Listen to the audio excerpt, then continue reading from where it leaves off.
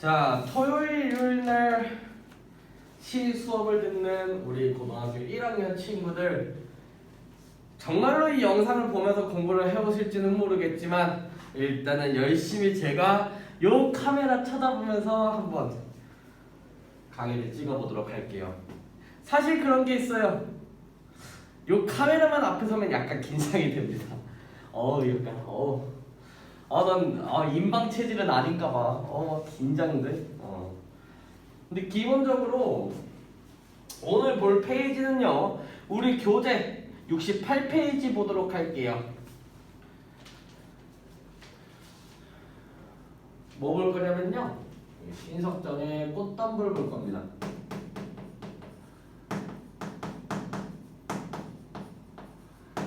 우리 그 이전까지는 어떤 거였냐라고 얘기를 하면요, 일제강점기 시대에 어떤 시다운 시를 써야 된다라고 얘기하면서 순수 서정시, 뭐 생명시, 혹은 이제 뭐 청록파, 뭐 이런 사람들 시인들의 시 같은 경우 써진 경우도 있고요, 뭐 기타 등등. 그리고 또 이제 일제강점기 시대 현실에 맞게끔 그 힘든 민족의 사람들의 그런 민족의 그런 이제 애달픔이라든가 슬픔, 그리고 힘듦, 이런 것들을 다룬 시도 있고요. 물론 그거에 대해서 일제강점기 시대에 적극적으로 저항했던 저항시, 이런 것들에서 쭉 봐왔다고요. 근데 이제 몇 년도 1945년 8월 15일을 기준으로 우리나라는 광복을 맞이합니다. 근데 우리나라 이 해방이 되는데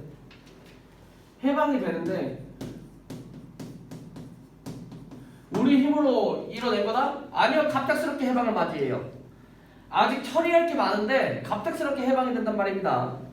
아직 우리나라 정부도 안 세워졌어요. 갑작스럽게 해방이 되죠. 그래서 그 해방이 되고 난 직후에 해결해야 될 문제가 두 가지가 더 있었어요. 어떤 거냐면요,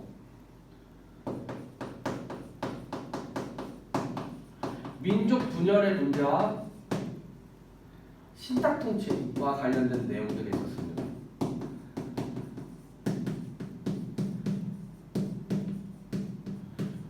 미군정이잖아요, 그죠? 그러면서 1948년이 돼서 우리나라 임시정부가 수립이 되고요. 뭔가 해결이 되는 듯 했지만 1950년에 뭐가 터지죠? 6.25 전쟁이 터지죠. 그러면서 완전히 남부 이렇게 나눠지게 됩니다. 결국 이런 부분에 대해서 어떻게 본 거냐면요, 이런 것들에 대한 아직까지 우리나라에서 해결해야 할 여러 가지 문제들이 남아 있었기 때문에 완전한 독립, 진정한 독립, 진정한 광복이라고 보지 않았던 거예요. 기본적으로 광복의 기쁨이 있습니다.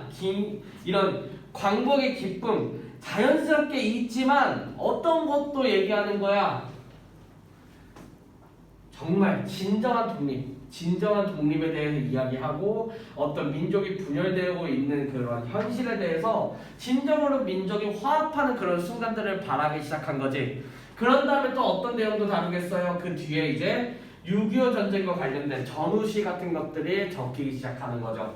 그래서 오늘 볼 시는 기본적으로 진정한 독립에 대해서 이야기했던 꽃덤불이라는 시와, 그런 다음에 여기 나와 있는 어떤 6.25 전쟁의 그런 이제 비극성, 잔혹함, 슬픔, 이런 것들을 다루지만 결국은 이겨내겠다라고 얘기하는 희망적인 내용을 담은, 희망적인 메시지를 담은 초투의 시, 연작시거든요. 이거 보도록 할게요.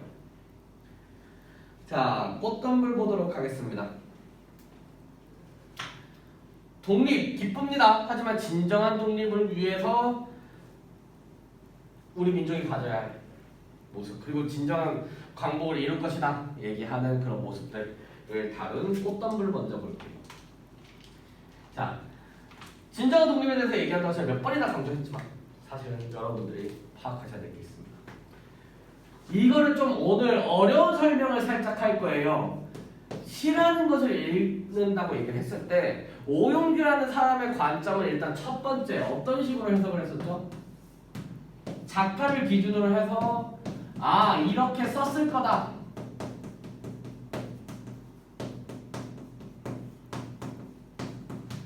이렇게 썼을 것이다 생각을 하고서는 본다 그랬어요. 그치? 이렇게 썼을 것이다 생각을 하고서는 봤을 거라고. 그러면서 가장 단순하게 시어하고 주제 파악해주면서 어떤 화자가 바라보고 있는 관찰 대상, 그게 시어가 될 수 있는데 그 시어를 바라보는 관점이 긍정인지 부정인지, 부정에서 긍정으로 가는지 이런 것들에 대해서 본다 그랬어요. 그런 다음에 두 번째로 봐줘야 되는 게 사실은 어떤 거냐? 바로 내재적인 관점에서 맞추는 겁니다.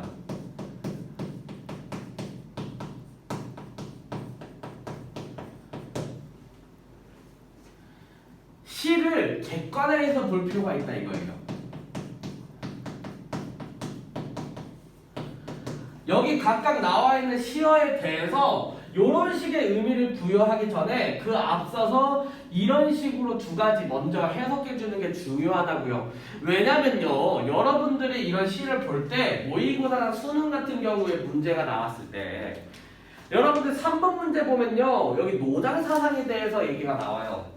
문제를 물어보는 데 있어서 요거와 관련 지은 문제가 나오는 게 아니라 요 신석정이라는 작가가 어떤 거에 치중을 했냐, 어떤 식의 사상과 생각을 가지고 있었냐라는 거와 결부지어서 문제를 낸단 말이에요.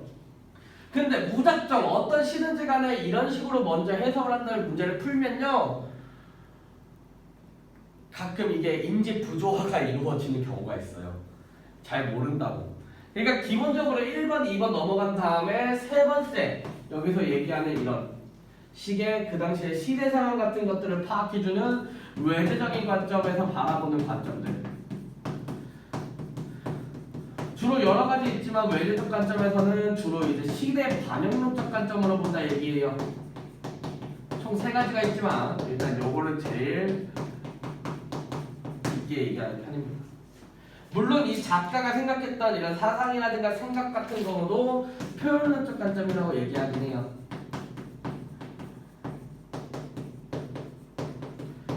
그리고 여러분들 독자들 따로따로 이제 보는 것들을 보고 효용론적이라고 얘기를 한단 말이죠. 근데 기본적으로 이러한 순서들을 타고서는 봐주셔야 된다 이겁니다.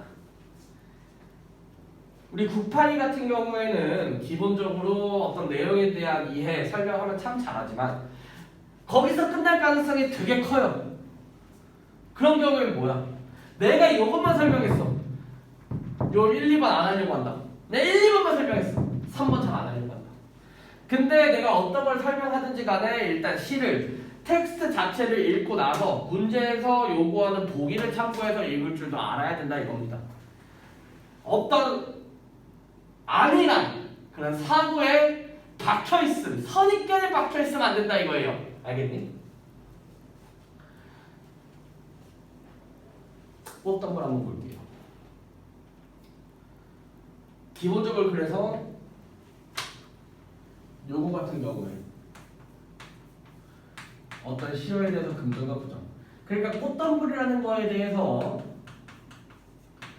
요 시는 긍정으로 봤는지 부정으로 봤는지 먼저 파악해 주고요. 그런 다음에 내재적인 관점에서 어떤 표현법이라든가 어떤 상징적인 의미들 이런 것들을 파악해 주고요. 이런 것들이 이제 작가의 생각, 사상, 생각, 사상 그리고 이제 시대 상황 이런 것들을 빗대서 한번 바라보도록 하겠습니다. 태양을 의논하는 거룩한 이야기다. 태양을 의논하는 거룩한 이야기, 아주 훌륭한 이야기다 이거죠. 기본적으로 뭐겠습니까? 우리 화자가 생각하기에 기본적으로 어떤 거겠어요? 긍정적으로 여기는 바죠.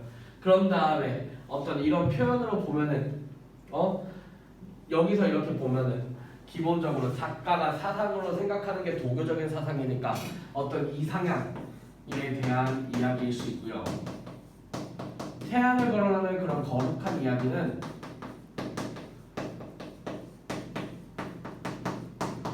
어떤 이상향에 대한 얘기일 수도 있고요. 그리고 또 기본적으로 독립과 관련된 이야기일 수 있고 이런 식으로 보겠다 이겁니다. 야, 태양을 의논하는 거룩한 이야기는요 항상 태양을 등진 곳에 곳에서만 얘기하면 돼요. 일단 긍정적이지. 근데 그렇지 않은 등진 곳에서 이야기할 때 이거는 왜 그런 거겠니? 기본적으로 독립 대놓고서 일본 앞에 이렇게 쫙 있는데 일본 군인들 쫙 이렇게 있는데 앞에서 대한독립 만세하면 어떻게 돼요? 바로 총 맞겠죠. 그러니까 당연히 등진 곳에서 얘기할 수밖에 없었다는 겁니다. 그리고 또 뭐야? 이상형과 별부지어서 얘기를 하면은 야 본인이 목표로 하는 이상향에 있어. 그럼 이상향에 대한 얘기를 하겠니? 당연히 이상향이 아닌 곳에 있으니까 이상향에 대한 이야기를 하는 거겠죠. 즉 등진곳이라는 것은 이상향이 아닌 곳 독립이 이루어지지 그 독립에 대한 이야기를 대놓고 할 수 없으니까 음지진 곳 이렇게 표현한 거겠죠. 알겠니? 2연 읽어볼게요. 달빛이 흡사 비오듯 쏟아지는 밤에도 요 밤도 뭡니까?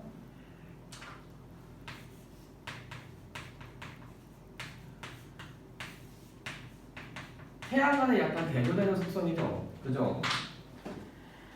달빛이 흡사 비오듯 쏟아지는 밤에도 우리는 헐어진 성터를 헤매이며 이런 헐어진 성터 같은 경우에도 뭡니까? 헐어진 성터 같은 경우에도 기본적으로 어떤 거죠?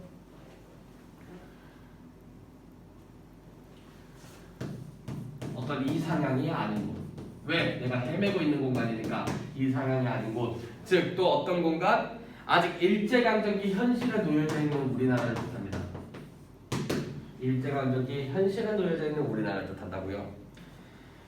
언제 참으로 그 언제 우리 하늘에 오롯한 태양을 모시겠느냐고 가슴을 쥐어뜯으며 이야기하며 가슴을 쥐어뜯지 않았느냐 얘기하죠. 뭡니까? 그만큼 반복해서 내가 이야기할 만큼 어떻다라는 거야 얘들아. 간절했다 이 얘기죠. 여러분들은 삶에 있어서 그만큼 간절했던 적이 있습니까? 내가 어떤 것을 이뤄내기 위해서 그만큼 간절했던 적이 있어요?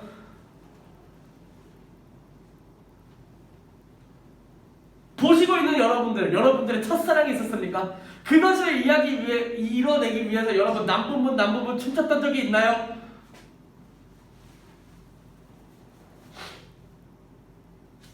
미안해요. 자, 3년 볼게요. 3년 보겠습니다.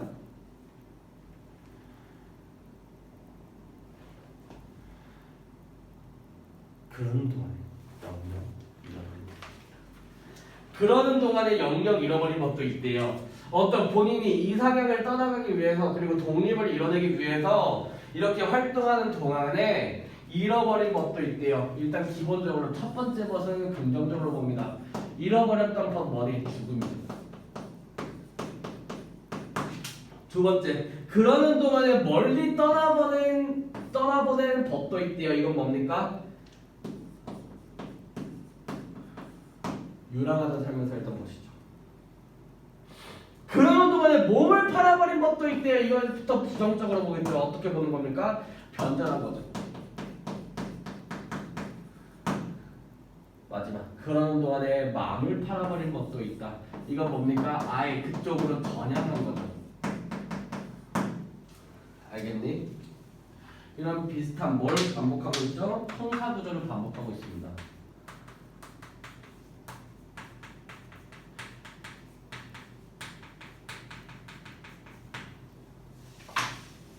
그리고 우린 여기부터 해서 뭐라고 얘기하느냐? 바로 시상전개의 흐름이 또 여기서부터 시간의 흐름을 지녀요.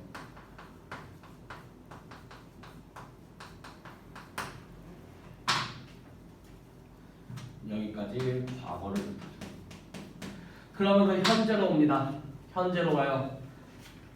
그러는 동안에 드디어 36대가 지나갔다.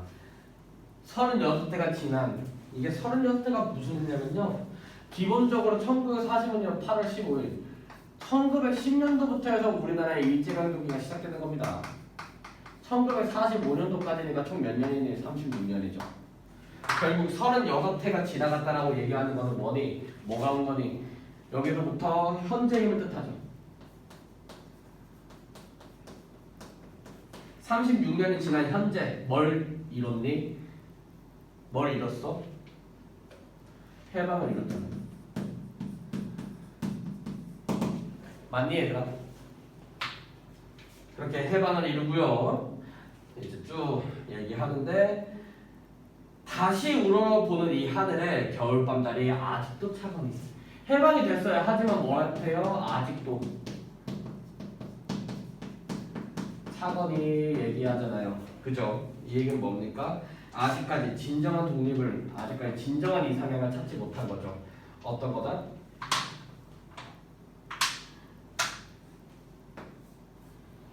민족 분열의 형식과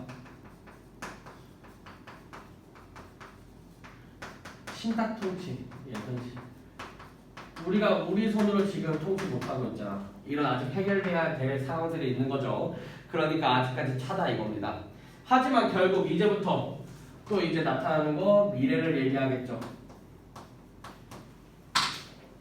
오는 봄엔 분수처럼 쏟아지는 태양을 안고 그 어느 언덕 꽃덤불에 아늑히 안겨보리라 얘기하죠.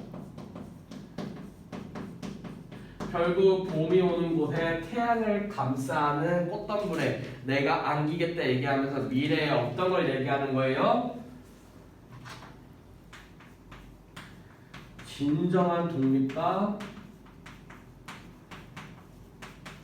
민족의 화합에 대해서 얘기하고 있는 거죠. 그리고 또한 뭡니까? 추가적으로 해석해 줘야 되는 거 어떤 본인의 진정한 이상향에 대해서 나아가겠다 얘기하는 거죠. 그런 진정한 이상향을 찾을 것이다 얘기하는 본인의 소망에 대해서 구체적인 동작으로 묘사한 거고요. 구체적인 동작으로 묘사한 거라고 표현해낸 거라고 아시겠습니까?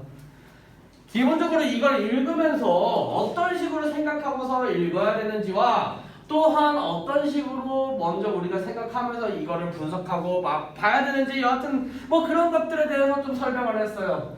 어려운 말들을 좀 했습니다. 그냥 빨리빨리 말하는 거는요. 여러분들 이런 인간 같은 거 볼 때는 필요한 부분들을 다시 돌려보면서 설명을 드리면 되죠. 그리고 저는 항상 깨어있으니까 여러분들 원하실 때 필요하실 때 아무 때나 저한테 더 궁금한 거 물어보시면 되죠. 아시겠죠?